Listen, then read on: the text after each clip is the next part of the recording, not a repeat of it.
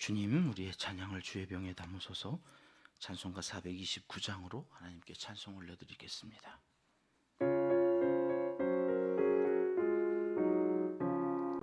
세상 모든 풍파 너를 흔들어 약한 마음 낙심하게 될 때에 내려주신 주의 복을 세어라. 주의 크신 복을 내가 알리라. 받은 복을 세어 보아라. 크신 복을 내가 알리라. 받은 복을 세어 보아라. 주의 크신 복을 내가 알리라. 세상 근심 걱정 너를 두르고 십자가를 등에 지고 나갈 때 주가 내게 주신 복을 세어라. 두려움 없이 항상 찬송하리라. 받은 복을 세어 보아라. 크신 복을 내가 알리라.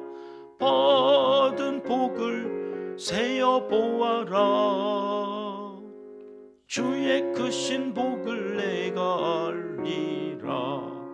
세상 권세 너의 앞길 막을 때 주만 믿고 낙심하지 말아라.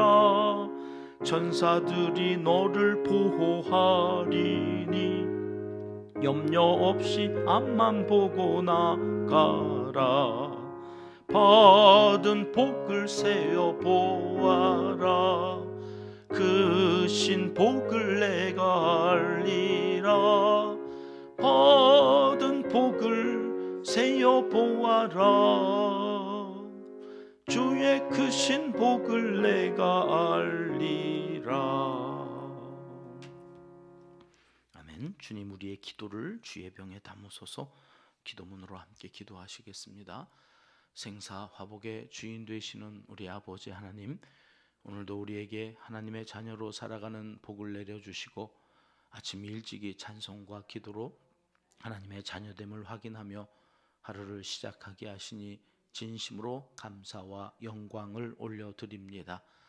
오늘도 베풀어 주신 은혜와 우리가 받아 누리는 복을 세어보며 그 어떤 문제, 어떤 세상 권세 앞에서도 낙심하지 않고 두려워하지 않으며 당당하게 하나님의 자녀라는 권세로 호령하며 담대히 나아가길 소원하오니 성령께서 우리를 이끌어 주시고 인도하여 주시옵소서. 어제 우리 교회는 문고리 신방을 통해 내일 있을 수능 수험생들을 위로하고 하나님의 말씀으로 격려하며 축복하는 기도를 하고 왔습니다. 성령께서 그 마음을 주장하여 주시고 강한 팔로 붙잡아 주셔서 만족한 결과를 얻을 수 있도록 최상의 컨디션을 허락하여 주시길 강청하옵나이다. 새벽부터 밤 늦은 시간까지 예배자로 사는 복된 날 수요 예배에도 함께하여 주시고 나라와 민족을 위해 기도하는 아름다운 전통을 이 백성이 끝까지 잘 지켜 하나님의 기쁨이 되는 한국 교회를 세워가게 도와주시옵소서. 복 있는 사람들을 위하여 열어놓으신 복된 자리를 사모하며 살아갈 때에 하나님의 사람들에게 약속하신 하늘의 복과 땅의 복을 다 받아 누리게 하여 주시옵소서. 오늘도 변함없이 다음 세대 우리의 자녀손들과 우리의 연로하신 부모님과 형제 자매의 이름을 기도 기둥에 붙여놓고 기도합니다. 군에 간 자녀들을 강한 손으로 붙잡아 주시고 해외에 나가 있는 가족들을 지켜주시며 공부하는 자녀손들에게는 지혜와 명철을 더하여 주시옵소서. 직장 생활하는 자녀손들에게는 귀한 만남이 있어서 일이 잘 풀리게 하시고 능력을 크게 인정받을 수 있도록 소통의 달인이 되게 하여 주시옵소서. 우리 은평교회는 교회를 낳고 키워가는 선교 공동체가 되기를 강청하옵나이다. 있는 것보다 없는 것이 더 많은 선교지에서 수고하는 선교사님들과 가족들의 마음과 건강을 지켜 주시옵소서. 선교 현장에서 위험한 일들이 벌어지지 않도록 안전과 생명을 보호하여 주시며 토착민들과 관계가 잘 이루어져서 함께 공동체의 유익을 추구하며 깊은 신뢰를 구축하여 나아갈 수 있도록 은혜를 베풀어 주시옵소서. 이웃과 열방을 살리는 생명 공동체가 되기를 또한 간절히 빌고 원하옵나이다. 농촌과 개척교회, 도시 빈민들을 위해 수고하는 사역자들을 위해 함께하여 주시고, 우리가 돕는 각 기관들, 특히 북한 동포들에게 복음을 전하는 극동방송과 여러 기관들을 기억하여 주시고, 필요를 채워주셔서 남북이 복음으로 하나 되어 통일의 날을 맞을 수 있도록 역사하여 주시옵소서. 이 땅 한반도에 평화의 바람이 불게 하시고 세계가 주목하고 여기에서 우리와 함께하며 내일을 꿈꾸는 복된 땅, 온 세상의 중심, 영적인 예루살렘이 되게 하여 주시옵소서.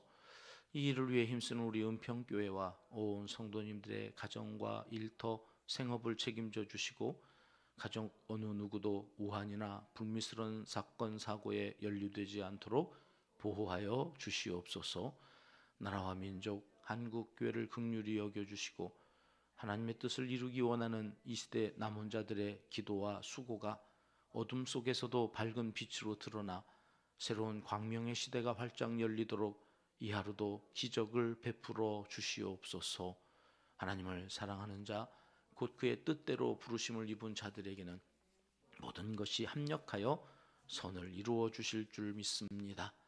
하나님이여, 우리에게 은혜를 베풀어 주시옵소서. 예수님의 이름으로 기도합니다. 아멘. 사무엘상 28장 말씀 6절과 7절 함께 읽겠습니다. 사울이 여호와께 묻자오되 여호와께서 꿈으로도 우림으로도 선지자로도 그에게 대답하지 아니하시므로 사울이 그의 신하들에게 이르되 나를 위하여 신접한 여인을 찾으라. 내가 그리로 가서 그에게 물으리라 하니 그의 신하들이 그에게 이르되 보소서, 엔돌에 신접한 여인이 있나이다. 아멘. 동상이몽이란 말이 있습니다. 같은 침상에 누웠지만 서로 각자의 꿈을 꾼다는 뜻이지요. 비슷한 말로 구밀복검이란 사자성어도 있는데, 입으로는 달콤한 말을 하지만 속으로는 칼을 품고 있다, 그런 뜻으로 이게 다르다는 거죠. 다르다고 하는 이 사건의 이 말에 오늘 1절부터 두 사람이 서로 다른 각자의 이야기들을 하고 있는 내용으로 오늘 본문 말씀이 시작되어지고 있는데요. 다윗과 가드왕 아기스의 이야기입니다. 1절 말씀 우리 같이 읽어보겠습니다. 그때에 블레셋 사람들이 이스라엘과 싸우려고 군대를 모집한지라. 아기스가 다윗에게 이르되 너는 밝히 알라. 너와 네 사람들이 나와 함께 나가서 군대에 참가할 것이니라. 아멘. 그때가 언제일까요? 그때를 알려면 바로 앞절을 봐야죠. 27장 마지막 절이 12절인데 그 말씀을 보시겠습니다. 같이 읽습니다. 아기스가 다윗을 믿고 말하기를 다윗이 자기 백성 이스라엘에게 심히 미움을 받게 되었으니 그는 영원히 내 부하가 되리라고 생각하니라. 그때가 나오죠. 그때가 언제입니까? 다윗이 블레셋으로 망령한 이후에 그 다윗과 그 600여 명의 추종자들은 그술 사람, 기르스 사람, 특별히 아말렉 사람들을 침노했다고 어제 말씀드렸잖아요. 그런데 그렇게 치고 와서 전리품들을 가지고 아기스 왕에서 와서는 어디 가서 싸우고 전리품을 가져왔냐고 얘기하냐면 유다를 치고 왔습니다. 유다의 내게, 유다의 변방 어느 한 시골에 쳐들어가서 그 사람들로부터 이렇게 탈취해 온 겁니다. 그러니까 아기스는 이 다윗이라는 사람이 이제는 이스라엘에게 심히 미움을 받게 되었다 생각한 거예요. 왜요? 동족을 치고 왔는데 누가 좋아하겠어요? 그러니까 이스라엘로부터 미움을 받았고, 그러니까 이스라엘로는 돌아갈 수 없고, 이 친구는 이제는 완전히 내 수하에 영원한 내 부하가 될 거라고 생각했던 그때에 이렇게 시작하는 게 28장이에요. 그러니까 지금 내 마음속에 자기가 생각했던 그림대로 이 다윗은 내 부하고, 그러니까 나와 함께 가서 전장에 내 편이 되어서 싸워줄 거다라고 생각을 하고 오늘 1절이 시작되어지는 거예요. 여러분 가만히 보면 이 다윗이라고 하는 사람 처음부터 그렇게 용맹스럽고 믿음이 좋았던 사람 아니에요.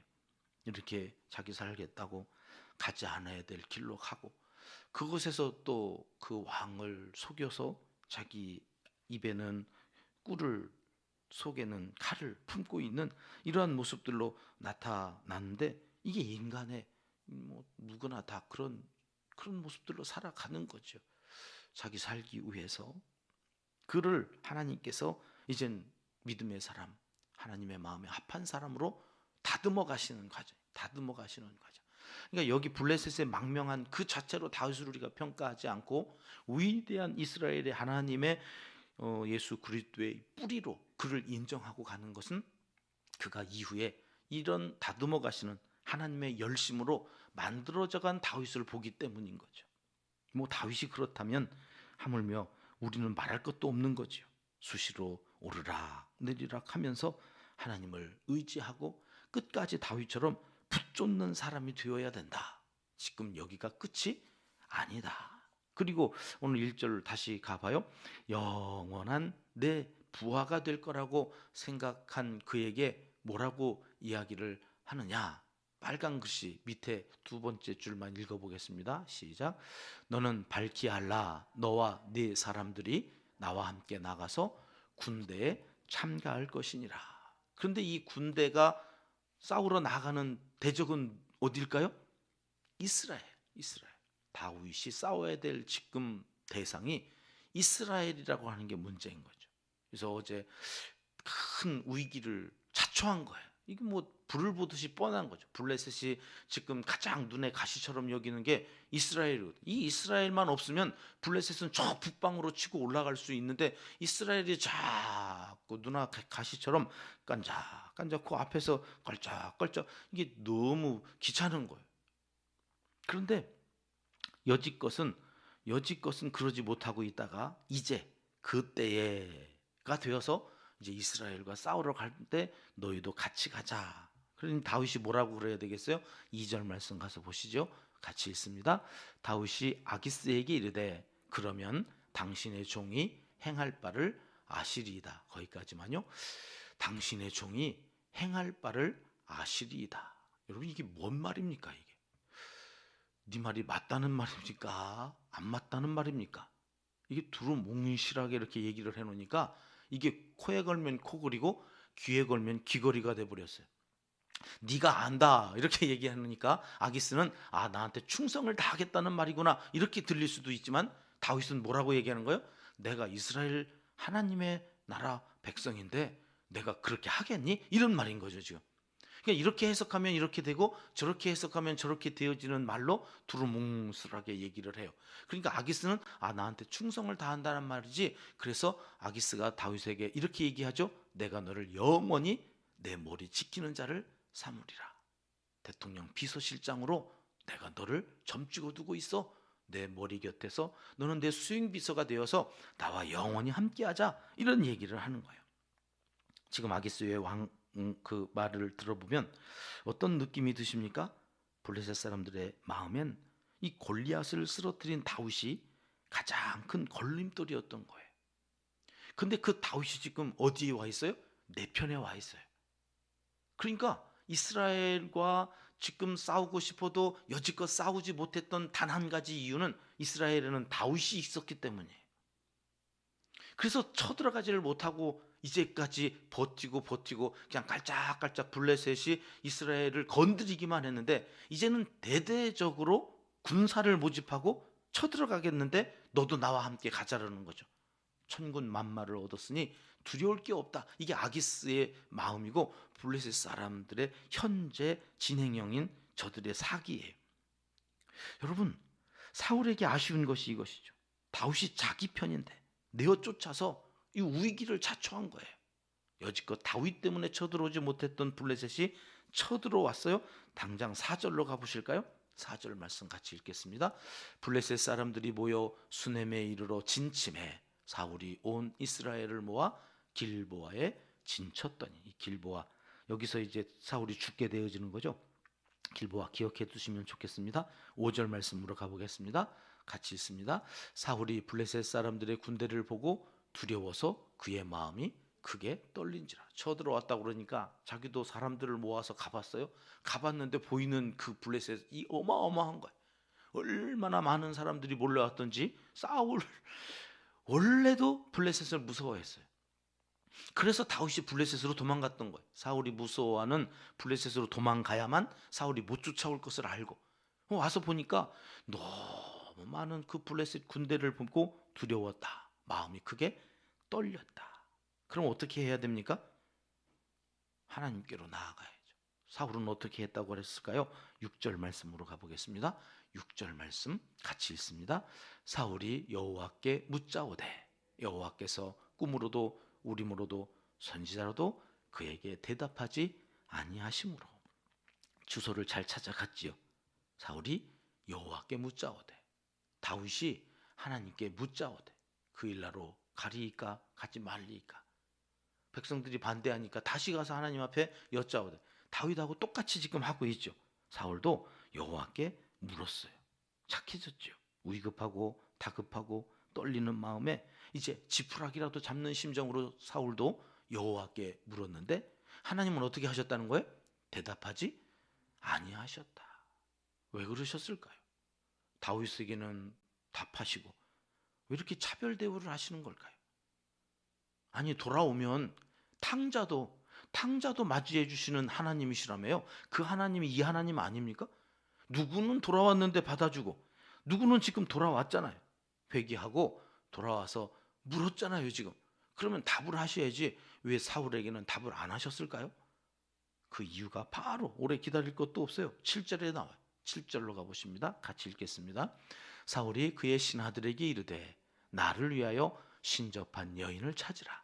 내가 그리로 가서 그에게 물으리라 하니 그의 신하들이 그에게 이르되 보소서 엔돌에 신접한 여인이 있나이다. 한번 묻고 답이 없자 누구를 위하여? 나를 위하여.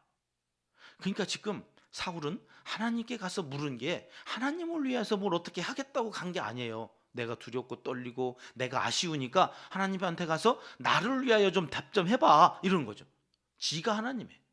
왕이 된 이후로 어느 날부터 사울은 자기가 하나님이 되어서 자기가 결정하고 자기 마음대로 하죠. 그것이 하나님에게 죄가 되어서 하나님께서 저를 버리시게 되어지는 거예요. 여러분 오늘 또 우리가 이 새벽에 왜 나왔습니까? 나를 위해서 나왔습니까? 내 자녀들 좀 어떻게 잘 되고 내 집에 어떤 걱정거리 근심거리가 있어서 그것 좀 어떻게 해결해 달라고 하나님 좀 들어봐요. 하나님 이거 어떻게 해결해야 될 거 아니에요? 따지러 나오셨습니까?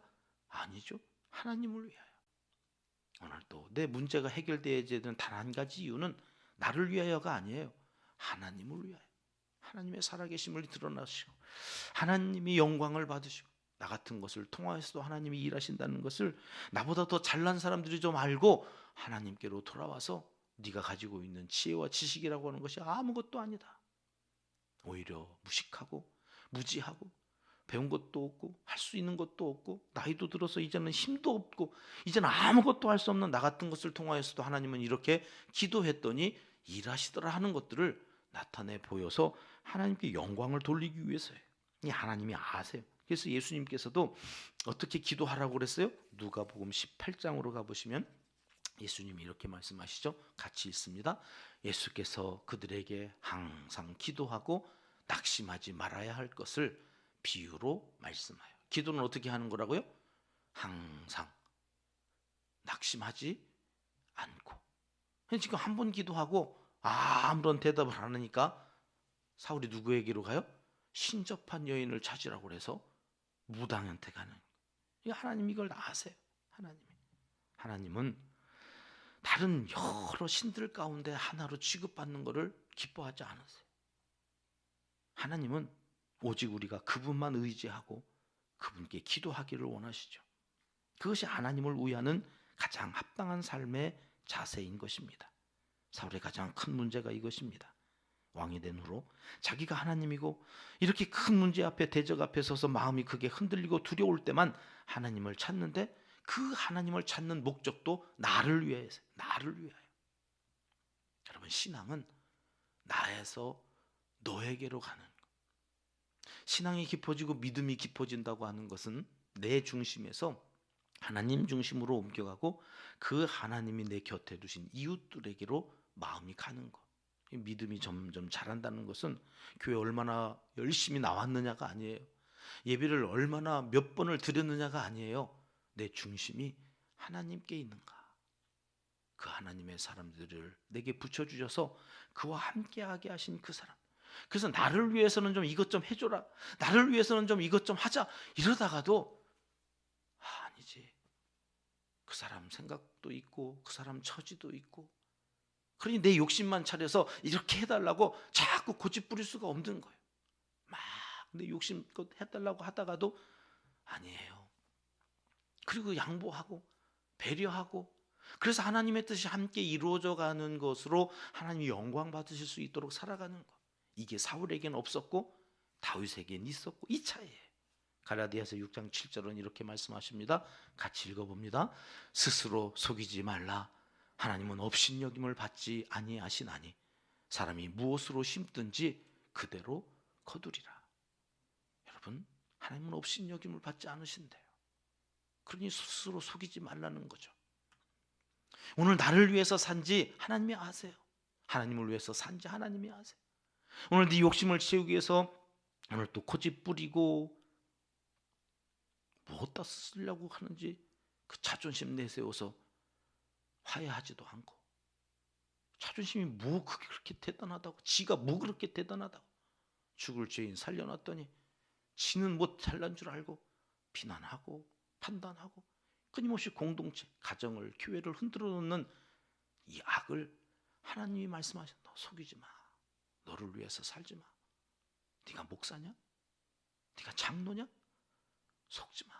속지 마. 하나님은 업신여김을 받지 않으신다. 오늘 사울을 통해서 우리에게 말씀하시고, 여러분 사무엘상 27장 28장에 오면 다윗과 사울이 별반 다른 삶을 살지 않아요. 비슷해요.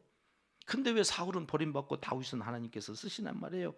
여러분, 그 차이는 다윗은 철저하게 그 중심에 하나님이 계셨어요. 그런데 사울은 중심에 하나님이 안 계신 거죠. 여러분이 어떤 자리에 있든지 상관없습니다. 블레셋에 있든 이스라엘에 있든 그 중심에 하나님이 계시다면 블레셋이 이스라엘이 되는 거고, 이스라엘에 있어도 하나님이 안 계시면 그것이 블레셋이 되는 거예요. 여러분의 중심에는 무엇이 있으십니까? 기도하겠습니다. 하나님 아버지, 다윗은 비록 블레셋 적진의 자리에 있으면서도 하나님을 마음에 품고 사는데, 사울은 전혀 그렇지 못한 모습을 보여 나는 어디에 있는가 돌아보게 하시니 감사합니다. 오직 주님만 의지하며 다윗의 길로 우리를 인도하여 주시옵소서. 예수님의 이름으로 기도드립니다. 아멘. 주님 가르쳐 주신 기도입니다. 하늘에 계신 우리 아버지, 아버지의 이름을 거룩하게 하시며 아버지의 나라가 오게 하시며 아버지의 뜻이 하늘에서와 같이 땅에서도 이루어지게 하소서. 오늘 우리에게 일용할 양식을 주시고 우리가 우리에게 잘못한 사람을 용서하여 준 것 같이 우리 죄를 용서하여 주시고 우리를 시험에 빠지지 않게 하시고 악에서 구하소서. 나라와 권능과 영광이 영원히 아버지의 것입니다. 아멘. 자유롭게 기도하시겠습니다.